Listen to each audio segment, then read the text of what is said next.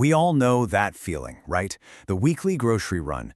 It can feel like an absolute battle, a battle for your time, your money, and, let's be honest, your sanity. But what if I told you the grocery store has a playbook it uses against you? Well, today, we're gonna steal it. Does this look a little too familiar? You know, you buy all this beautiful, fresh food with the best intentions, and then a week later, it's just wilted and forgotten. It's not just frustrating, it's literally like throwing cash straight into the trash. And I know, especially if you're a busy mom, that is time and money you just do not have to waste.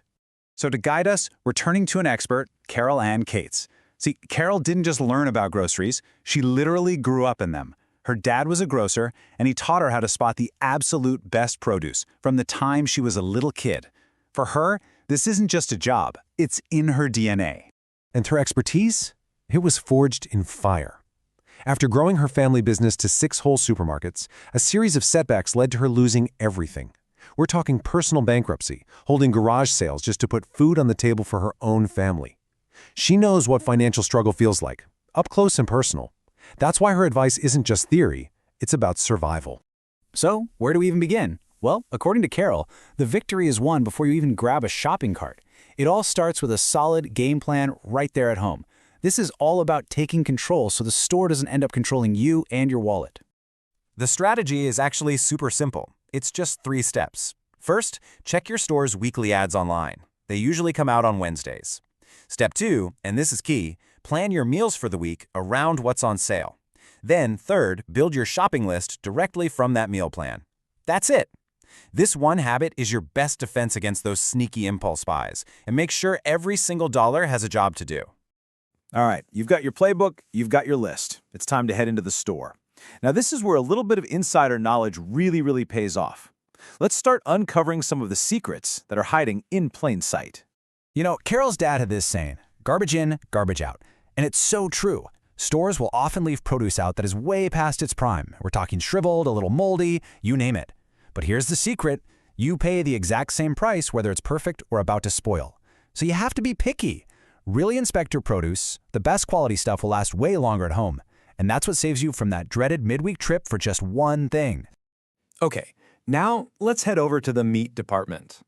Have you ever seen those pre-marinated chicken breasts or seasoned pork chops and thought, ooh, that's convenient? Well, that convenience might be hiding something.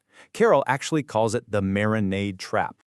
So here's how it often works. When a piece of meat is getting close to its sell-by date, some stores will just cover it in a marinade, slap a higher price on it, and call it a value-added product. So here's the rule of thumb. If you buy pre-marinated meat, just plan to cook it and eat it that very same day, just to be safe. And here are 2 more super quick insider tips for you. First, always buy your shrimp frozen, unless you literally live on the coast. That so-called fresh shrimp in the display case, it was almost certainly frozen and then thawed out, and you have no idea for how long. Buying it frozen puts you in control. Second, for crisp veggies like celery, lettuce, or cucumbers, store them in simple plastic bags. It makes a huge difference and extends their shelf life dramatically. Okay, listen up because this next section is huge. I mean, it is one of the single biggest reasons we all waste food and money. And it all comes down to a simple misunderstanding of those dates printed on our food. It's time to decode the truth. So, first things first, that sell-by date, that's for the store. It is not for you. I mean, look at this. Eggs are often perfectly good for 3 to 4 weeks past that date. Here's the trick. Put an egg in a bowl of water. If it floats, then it's gone bad. Simple. Milk is often fine for another week. Just give it the old sniff test. You'll know. And canned goods, they can last for years. The big takeaway here is so simple. Trust your senses, not just the printed date. You will save so much money by not throwing out perfectly good food. So, you've planned your trip, you've shopped like an insider, and you've learned to trust your own judgment over some arbitrary date. But what does all of this actually add up to? Let's talk about the real-world impact this is going to have on your family's budget. $2,000. That is what the FDA estimates the average American family can save per year, simply by not wasting food. Think about that. That is not chump change. That could be a family vacation, paying off a big chunk of debt, or a serious boost to your savings.